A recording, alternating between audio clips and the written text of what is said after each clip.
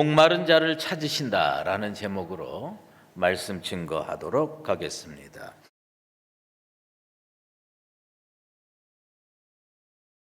목마른 자에게 물 한 잔을 주는 장면으로 시작해서 목마른 자에게 물 한 잔을 바치는 장면으로 끝나는 영화가 있습니다. 바로 벤허라는 영화입니다.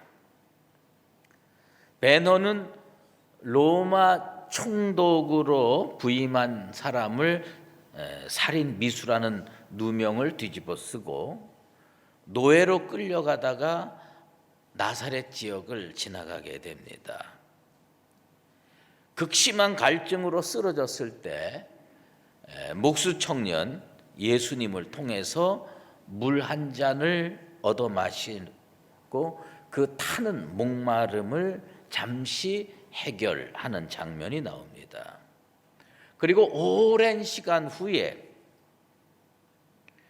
이제 모든 것에서 자유로워진 벤허는 골고다 언덕으로 십자가를 메고 올라가시는, 그래서 쓰러지고 넘어지고 목말라 하시는 예수님께 이제 벤허가 물 한 잔을 바치는 장면이 나옵니다. 마지막에는 예수님의 갈증을 벤허가 잠시 해결해 주는 장면입니다.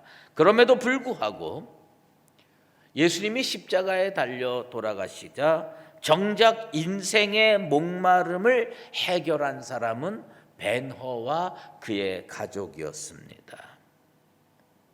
모든 가족들, 어머니와 여동생이 나병에서 치유함을 얻고 벤허도 복수심에 불탔던 그 마음이 사라지고 진정한 자유를 얻게 됩니다. 그러면서 벤허가 이런 독백을 합니다. 누군가 나를 여기까지 이끌었습니다. 누군가 나를 여기까지 이끌었습니다. 고백을 합니다. 예수님은 그 벤허라는 사람의 마음속에 있는, 인생 속에 있는 진정한 목마름을 보혈의 피로 해결해 주시고 구원으로 이끄셨음을 그 영화는 상징적으로 보여주고 있습니다. 잘 알다시피 사람의 몸은 약 60-70%가 수분으로 구성되어 있습니다. 그런데 그 수분 중에서 일상생활에서 1%만 잃어도 심한 갈증을 느끼게 되어 있다고 합니다. 5%를 잃으면 혼수 상태에 빠질 수도 있답니다. 10%를 잃으면 목숨이 간당간당하다고 합니다. 그래서 의학계에서는 인간의 극한 생존 능력을 333 이론으로 설명한다고 합니다. 나중에 그거 틀렸다고 그러면 난 할 말 없어요. 내가 자료 찾아서 하는 거니까요. 평범한 사람이 산소를 3분 동안 접하지 못하면 목숨을 잃을 가능성이 있답니다. 평범한 사람이 물을 3일 동안 마시지 못하면 죽을 가능성이 많답니다. 평범한 사람이 3주 동안 음식을 전혀 먹지 않으면 생존이 어렵다고 합니다. 그래서 그런지 인간은 목마름을 많이 느끼는 존재입니다. 인간은 물로 인한 갈증뿐만 아니라 권력에 대한 목마름도 있고요, 돈에 대한 목마름도 있고, 성에 대한 목마름도 있습니다. 그러나 이 모든 목마름을 뛰어넘는 목마름이 인간에게 있습니다. 그것은 무엇이냐 하면 구원에 관한 목마름입니다. 다른 것들이 다 해결되어도 이 하나님에 대한 목마름, 영원에 대한 목마름, 구원에 대한 목마름은 해결되지 않으면 인간은 뭔가 계속 그 갈증을 느끼고 해결하기 위해서 헤매게 되어 있습니다. 왜 그러냐? 하나님이 그렇게 창조하셨습니다. 예수님은 예루살렘에 머무시면서 니고데모에게 복음의 핵심을 설명하셨습니다. 초기 예루살렘 사역을 마치신 예수님은 이제 다시 갈릴리로 가시기 위해서 길을 떠나십니다. 유대에서, 예루살렘에서 갈릴리로 가는 가장 빠른 길은 사마리아 지역을 통과하는 길입니다. 그런데 대부분의 유대인들은 이 빠른 길로 가지 아니하고 요단강 저편으로 해서 베레아 지역을 따라서 올라가 가지고 갈릴리로 갑니다. 그들이 왜 이렇게 빙빙 돌아서 먼 길로 갈릴리로 가느냐? 그들이 가고 싶지 않은 땅이 있어요. 그것은 뭐냐면 사마리아라고 하는 겁니다. 그런데 예수님은 유대인들이 그렇게 금기처럼 여기는 사마리아로 통과하는 길을 오늘 통과하고 계십니다. 왜 그렇게 사마리아 길을 굳이 택하셔서 유대인들이 그렇게 싫어하는데 그쪽 길로 가셨을까? 거기에는 한 여인이 살고 있었습니다. 수가라는 동네에, 옛날에는 이 동네를 세겜이라고 했어요. 이 수가라고 하는 동네에 우물이 하나 있습니다. 야곱이 팠다고 하는 전설이 있습니다. 그래서 야곱의 우물이라고 합니다. 그 지역에 사는 사람은 자자손손 그 물을 먹으면서 살아왔습니다. 예수님은 왜 굳이 그 우물로 가셨을까? 그 여인이 습관적으로 그곳에 와서 물을 길어 가기 때문입니다. 그동안 유다와 사마리아는 서로 소통하지 않았습니다. 가나안 족속과 혈통적으로 섞여 살았던 그 사마리아 사람들, 유대인들은 개라고 불렀습니다. 그러나 예수님이 왜 그곳에 가셨을까? 세상의 모든 일을 세상 사람들은 자꾸 우연이라고 이야기를 하지만 전능하신 하나님 앞에 우연은 없습니다. 누가복음 19장 10절에 인자가 온 것은 잃어버린 자를 찾아 구원하려 함이니라. 예수님 왜 굳이 유대인들이 그토록 싫어하는 사마리아로 통과하는 길을 가서 그 수가라고 하는 동네에 가서 그 우물에 가서 그 여인을 만났을까? 그 여인은 우리 주님께서 이 땅에 오셔서 되찾기를 원하시는 잃어버린 자였기 때문입니다. 모든 것을 아시는 전지전능하신 예수님께서 수가성에 사는 한 여인, 자기가 무엇 때문에 그렇게 목마른지를 모르는 그 여인, 주님께서 찾아가셔서 그 여인에게 생명의 말씀을 전하시고 구원으로 이끄시기 위해서 구태여 친히 욕먹어가면서 그 길로 찾아가셨습니다. 예수님께서 수가의 여인을 찾아가셨던 것처럼 예수님께서 오늘 구태여 일부러 우리 교회를 찾아오셔서 이곳을 사마리아처럼 통과하시다가 이것에서 타는 목마름으로, 인생의 목마름으로 주님을 만나기를 원하시는 나와 여러분을 꼭 만나시고 영원히 목마르지 않는 생수를 공급해 주시게 되기를 주의 이름으로 축원합니다. 예수님은요, 사마리아 여인에게 물 좀 달라고 말씀하셨습니다. 이건 예수님의 독특한 방법이었습니다. 그 여인에게 다가가서 말을 건네고 관계를 맺고 복음을 전하려고 하는 예수님만의 특유의 방법이었습니다. 아무리 좋은 것이 있어도 움켜쥐고 있으면 소용이 없습니다. 구원의 능력이 있어도 상대방에게 전하지 않으면 아무 소용이 없습니다.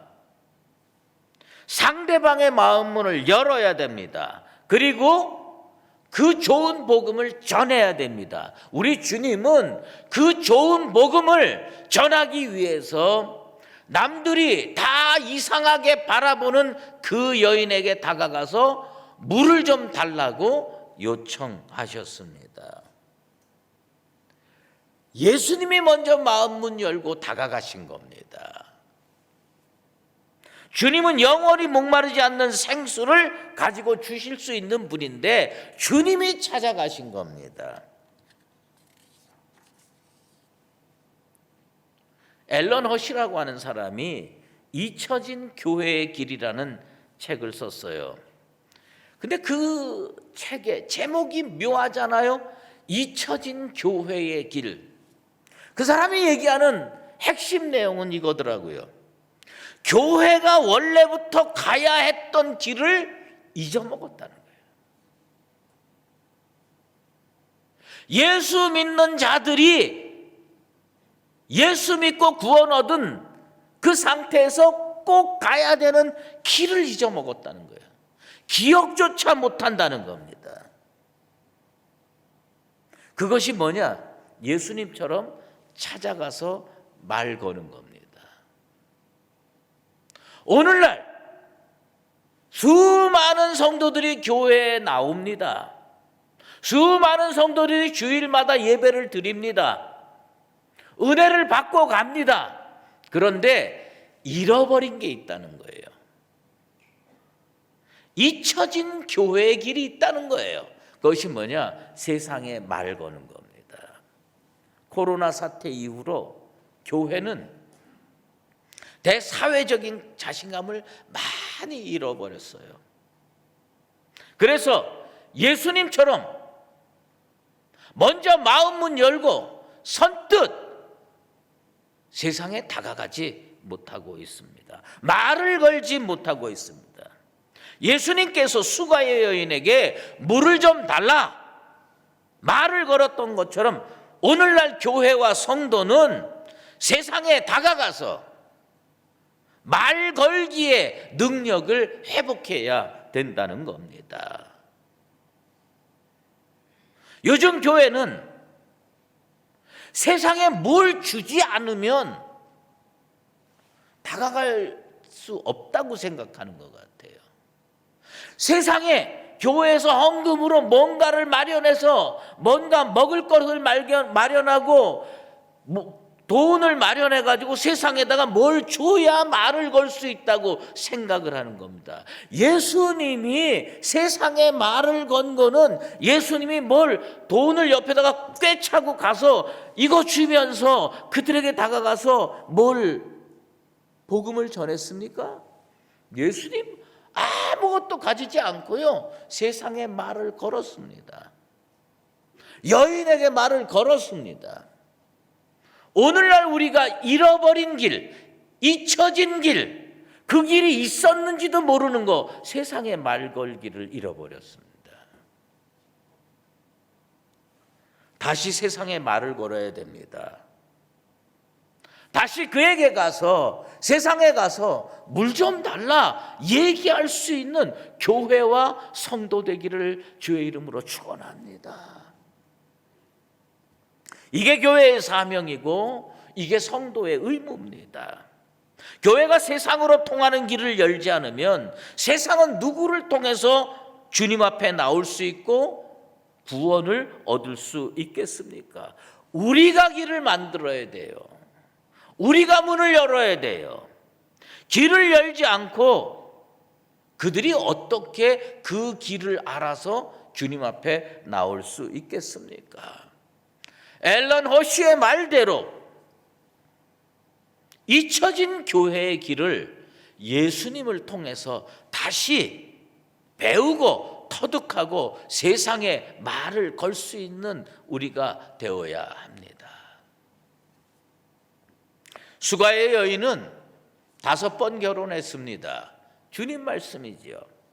지금 있는 남자는 남편이 아닙니다. 왜 이 여인은 이렇게 남자를 갈아치웠을까요? 왜 이 여인은 한 사람도 아니고 두 사람도 아니고 6번째 남자를 만나고 있습니까? 왜 그렇습니까? 이 여인에게는 그 무엇으로도 채워지지 않는 인생의 목마름이 있었습니다. 이 여인이 6명의 남자의 품에 안겼던 가장 큰 이유는 남자를 통해서 인생의 목마름을 해결하기 원했기 때문입니다. 그런데 목마름이 해결되지 않았습니다. 그녀는 자기가 진정 무엇 때문에 그렇게 목마른지를 몰랐던 것입니다. 우리가 왜 목마른지를 알아야 됩니다. 왜 무엇 때문에 목마른지를 모르면 그 갈증 때문에 여기 가서 이거 추구하고 그거 안 되면 또 저기 가서 저거 추구하고 그렇게 되게 돼 있습니다. 세상에서 자기 갈증을 해결해 줄 것을 계속 찾아다니게 됩니다. 이 여인이 6번째 남자를 찾아갔듯이 어떤 사람은 평생 권력을 찾아다니면서 자기 인생의 목마름을 해결하고자 하는 사람들 많습니다. 어떤 사람은 돈을 찾아갑니다. 어떤 사람들은 이 여인처럼 성을 찾아서 헤매는 사람들도 많이 있습니다.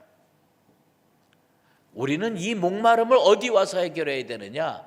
하나님께 나와야 됩니다. 예수님께 나와야 됩니다. 예수의 보혈로 여러분의 인생의 목마름을 해결할 수 있게 되기를 바랍니다.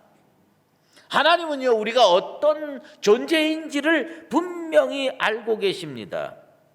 하나님은요, 원래부터 목마른 자에게 물을 주시는 분이었습니다. 하갈이 이스마엘과 함께 사라에게 쫓겨났습니다. 광야에서 헤매다가 목말라 죽게 되었을 때 하나님은 하갈의 눈을 밝히셨습니다. 그리고 그 옆에 샘물을 발견할 수 있도록 도와주셨습니다.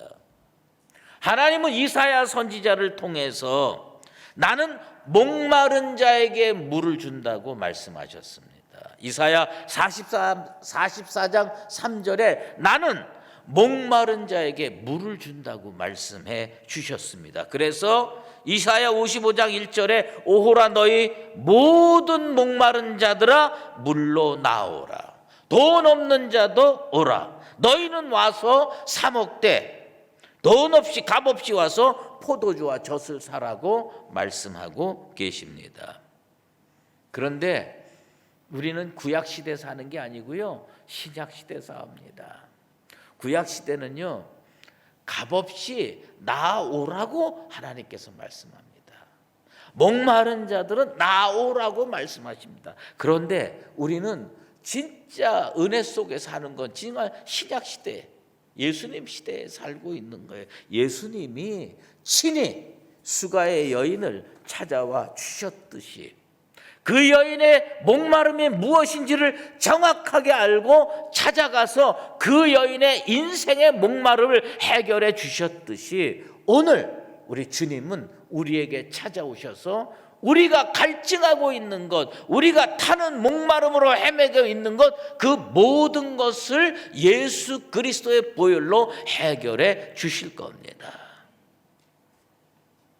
예수님을 만나야 영원히 목마르지 않는 생수를 얻을 수가 있습니다. 수가의 여인과 우물가에 만나서 지금까지 뭘로 대화를 하셨습니까? 생수에 대해서, 생명수에 대해서, 영원히 목마르지 않는 샘물에 대해서 얘기하다가 느닷없이 주제가 다른 것으로 바뀝니다. 그 바뀌는 주제가 뭡니까? 예배에 관한 겁니다. 먼저 예수님은 지금 예배해야 함을 이 수가의 여인에게 가르치고 있습니다. 우리가 언제 예배해야 되느냐? 곧 이때라. 곧 이때라라고 번역된 것에는 두 가지가 다 있습니다. 그게 뭐냐면 단지 시간적인 얘기가 아니라 지금 여기서라는 겁니다. 예배는 언제 하는 겁니까? 지금 여기서 하는 겁니다. 여러분 언제 예배해야 됩니까? 지금 해야 됩니다. 어디서 예배해야 됩니까? 여기서 해야 되는 겁니다.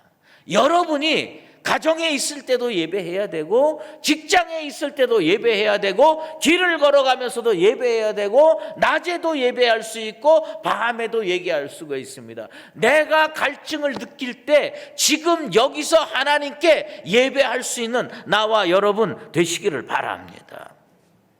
지금 여기서 예배자가 되라고 하는 이 말씀의 의미가 뭡니까? 장소와 무관하다는 겁니다. 시간과 무관하다고 하는 겁니다. 예배자가 서 있는 삶의 자리에서 인생이 감당해야 될 최우선의 과제가 뭐냐? 하나님께 예배하는 겁니다. 여러분의 인생의 최우선의 과제가 뭡니까? 예배하는 거라는 겁니다. 그러면서 예수님은 하나님께 참되게 예배하는 자들을 찾으신다고 말씀하면서 우리가 어떻게 예배 드려야 되느냐? 아주 간단하죠. 하나님은 영이시니 예배하는 자가 영과 진리로 예배할지니라. 우리는요, 영으로 예배해야 되고 진리로 예배해야 됩니다. 여러분의 예배가 영으로 예배하는 것이 되고 진리로 예배하는 것이 되기를 주의 이름으로 축원합니다. 먼저 예배는요, 영으로 해야 됩니다. 왜 예배는 영으로 해야 되는 겁니까? 왜냐하면 하나님은 영이시기 때문입니다. 하나님은 영이시기 때문에 우리가 영으로 그분 앞에 다가가야 되는 겁니다. 예배 드리러 와서 가장 반드시 꼭 해야 될 일이 있습니다. 그건 뭐냐면 하나님을 만나는 겁니다. 하나님과 만나서 교제해야 되는 겁니다. 하나님은 영이시기 때문에 우리가 육신을 가지고 이 자리에 나왔지만 영으로 하나님께 다가가게 되기를 축원합니다.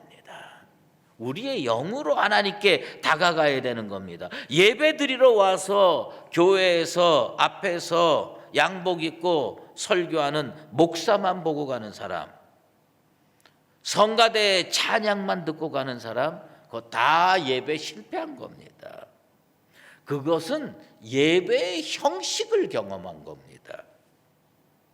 하나님과 영으로 만나는 체험을 해야 온전한 예배가 될 수가 있습니다.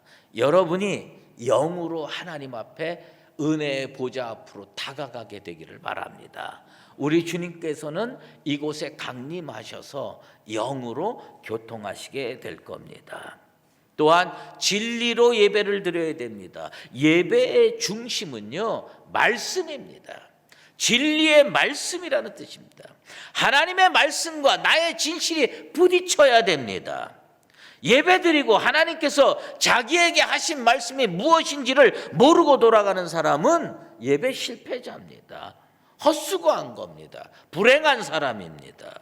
교회에 와서 가장 중요하고도 본질적인 일이 무엇인가? 진리의 말씀이 내게 다가와야 되는 겁니다. 오늘 하나님께서 하시는 말씀이 여러분 귀를 통과해서 여러분 가슴판에 새겨지게 되기를 주의 이름으로 축원합니다.